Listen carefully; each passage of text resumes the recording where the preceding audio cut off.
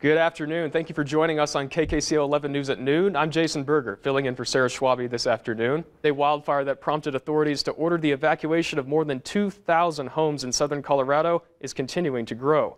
Authorities said the spring fire east of Fort Garland was estimated at 64 square miles this morning. Well, you may remember her from coverage of the federal government shutdown. A mother of three who works for the U.S. Treasury Department forced to choose between paying her rent and paying for potentially life-saving chemotherapy treatment. A local woman says she hasn't been getting her mail after her dog got outside when a postal worker was making a delivery. But it's not just her house that isn't getting mail. There is a fierce debate underway in our state over a sex ed bill that lawmakers are considering.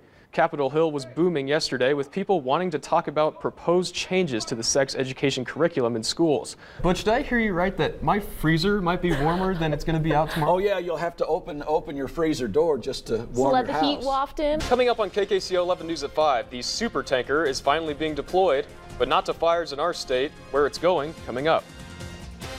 Plus, a convoy of emergency vehicles and tow trucks will be lining the streets of North Avenue tomorrow. We'll tell you what message they're trying to spread. Denver Public Schools and the Teachers Union will resume contract talks today.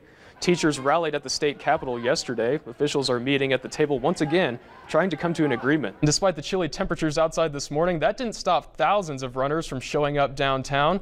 It was the 12th annual Turkey Trot in downtown Grand Junction this morning. For those that wanted to burn a few extra calories before Thanksgiving, 2 people and their dogs are being helped by the Red Cross today. This happened after an early morning fire damaged their mobile home in Palisade. It happened around 4:30 this morning. Our crew on scene said 1 person and 2 dogs were able to get out safely. Well, Nikki, I looked outside earlier and I swear I saw rain coming from the sky. Was that true? Did I actually see that? Yes, you finally did see some rain coming our way. And we now know the name of the woman who died in a car accident in Dinosaur National Monument last weekend. The National Park Service says 18-year-old Maria Blakely from Dinosaur was found dead at the scene of a single car accident along Harper's Corner Road. In Colorado, 14 children are put into foster care each day. A local family is doing their part to help some kids in need. Well, Brad, it's nice today. It was nice yesterday, but this weekend sounds like it might be a different story. Yeah, we're going to start to change things up. Coming up on KJCT News 8 at 5:30, a family has been without heat for several days and spent Thanksgiving in the cold. Plus, a local church delivered over 1,000 meals to families here in Mesa County that needed them most. The news starts now.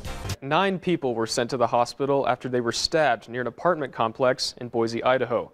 Police are investigating why a man targeted a 3-year-old's birthday party and stabbed 9 people at an apartment complex late Saturday afternoon. 6 children and 3 adults were rushed to the hospital, with many of them suffering life-threatening injuries. All of the victims were refugees who had fled from violence in Syria, Iraq, and Ethiopia. Police have identified the man as 30-year-old Timmy Kinner from Los Angeles. This was an attack against those who are most vulnerable, our children.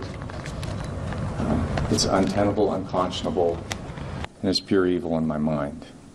Kinner will be charged with a total of 15 felonies, 9 counts of aggravated battery, and 6 counts of injury to children. It's going to be a hot day. I don't know about you guys, but I think I'm just going to stay inside most of the week. It's too hot. Yeah. Thanks for watching. This parking lot was full of law enforcement earlier today after calls came in about a man possibly armed with a gun and knives inside the facility. Marchers are just now coming over from City Hall, and while the goal was to honor the legacy of Martin Luther King Jr., some marchers say the point of this march was something much greater. I'm here at 4th and Ute, where 6 structures were damaged in the fire last night, and I spoke to a man who says he's now forced to rebuild his whole life after his own home was destroyed. It was like a scene out of an action movie. Bounty hunters chasing fugitives down this street right here behind me, and one of the fugitives turning around and shooting back at the bounty hunters. CSP says a child was ejected from the vehicle and is lucky to be alive after she only sustained minor injuries. Senator Garner spoke to first responders earlier, and even though there's legislation in the works, he said managing the opioid problem ultimately needs to happen at the local level. The case of 2-year-old Samuel Duncan was reopened after Sean O'Byrne was charged with killing his own son Nicholas in late August. You think I should just do that? Do it. Can I do that? You can. All right, fine. I'll give it a shot. All right. All right. Here he goes. Yeah!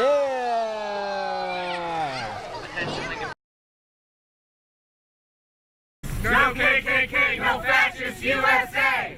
Amongst several Confederate flags, a Nazi flag flies at a house in Fruita. It's concerning that he's displaying that hateful image so close to very young, impressionable children. The flags flying just down the street from an elementary school. I hope there's people that express anger and sadness and pain at what this guy has done. Protest organizer Joe Gibson hopes this protest has an impact for everyone. Really, I want a future where my kids can grow up without Nazis and hate being on our streets. But on the other side of the street, the argument is, do I believe in the swastika behind me? It's part of history. It's the only opinion I have on it. Paul Delancey thinks the family has a right to fly the flag. I'm not even here to support flying the flag or not flying the flag. I'm here to protect the family in the defense of their right to fly the flag. The reason the flag is flying, that's still up in the air. My understanding is it was as a joke because his mother is Jewish and he was trying to provoke a reaction out of her. But other flags were flying high. You have a flag across the street that is an American flag they turned into a rainbow. According to the U.S. Constitution, that's desecration of a flag. Everybody should be able to be who they want to be, and if the neighbor wants to fly that flag, that's his prerogative, For Trey, the Nazi flag is a little much. Once you get to the point of it being hatred, it's something that, at least someone should say something else about it. But he admits his neighbor, they're completely protected by the Constitution, has his rights. Would I love for them not to have the flag up? Yes. As the sun goes down on this fruita block, the question remains, will the flags still fly? Shouldn't be something that people are just proud of. It's been about 2.5 years since a child's name was added to this statue right in front of the Mesa County Courthouse. But after a vigil and a moment of silence, one name was added. Nicholas O'Byrne.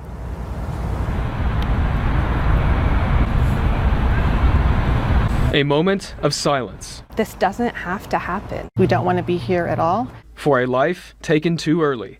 I would want to hug him. I mean, things happen and it's unexplainable. Those that showed up to Nicholas O'Byrne's vigil still ask why. If we could turn back time and change what happened, then things would be better. Kim says she wanted to show up not just for Nicholas, but for kids everywhere. It's heart-touching. It's sad. Our community can step up and speak out against child abuse or neglect if they're suspecting it. For some, remembering Nicholas meant taking action. We also want people to be aware of the children around them, whether they're in their neighborhood or friends of their own children. In hopes the 2-month-old's death won't be in vain. It's an opportunity for us to not forget that the children in our community are all of our responsibilities. It doesn't come with an instruction booklet on what to do, so when somebody is struggling, they need to just reach out. Things from the 4th grade that went up in flame in that house. Alden Hislop has lived by 4th and Ute for 20 years. We'd later scavenged this. His house, now gone. This is all I've got left for 20 years of living and 70 years. All that's left is in this box. My birth certificate, my son's birth certificate, Social Security. The fire took almost everything he had. My records, my CDs, pictures, my high school annuals. Almost everything. And that's all I thought about was getting my kitty. The fire department was just down the street, and that's a good thing because it could have been much worse. Because this whole block could have gone. We're talking about downtown Grand Junction. But the fire still took a big part of Alden's life. It's a big, big hole. It's just a big, big hole. And his life will restart with a metal box. So I have to reconstruct my life from this. In the old days, you needed a lasso and a horse to round up a wild Mustang. We're here on the Little Boat Cliffs today as part of the helicopter gather for wild horses. But the Bureau of Land Management decided to try a different way. There are too many horses right now. We're a bit above the appropriate management level. The BLM says the problem is the land can't provide enough for the horses. With these drought conditions we've seen lately, there's simply not enough food for them to eat. They say a helicopter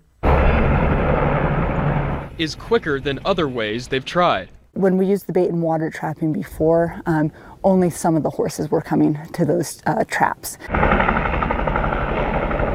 With eyes in the sky, they tried to keep the young ones with their mothers, and some came out to watch for themselves. Helping to watch the range, watch the condition of the horses. Anna is a part of a group called Friends of the Mustangs. I've never seen a gather before, that's why I'm out here this morning with a helicopter. If they had to be moved, she wanted to see the horses treated well. What I've seen is good. It's quick, it's less stressful. While she wishes the horses could stay in the area, she admits it's for the best. There's a limited amount of space, and if unchecked without a lot of natural predators, it's going to explode the population. About 3:30 this morning, we heard this commotion underneath of the house. Sue owns Pegasus out in Mac, a pig sanctuary, and early in the morning, she found a visitor. Somebody just opened the gate and dropped it off. An abandoned pig let loose. It evidently stayed hid under the house because it was scared, and we did not see it. The pig broke a water line under the house and went after another older pig. Just turned 18 this summer. What Sue found later was grim. She was laying on the ground, dead. And that wasn't the only victim. Another pig had its ear ripped up and had some blood on it.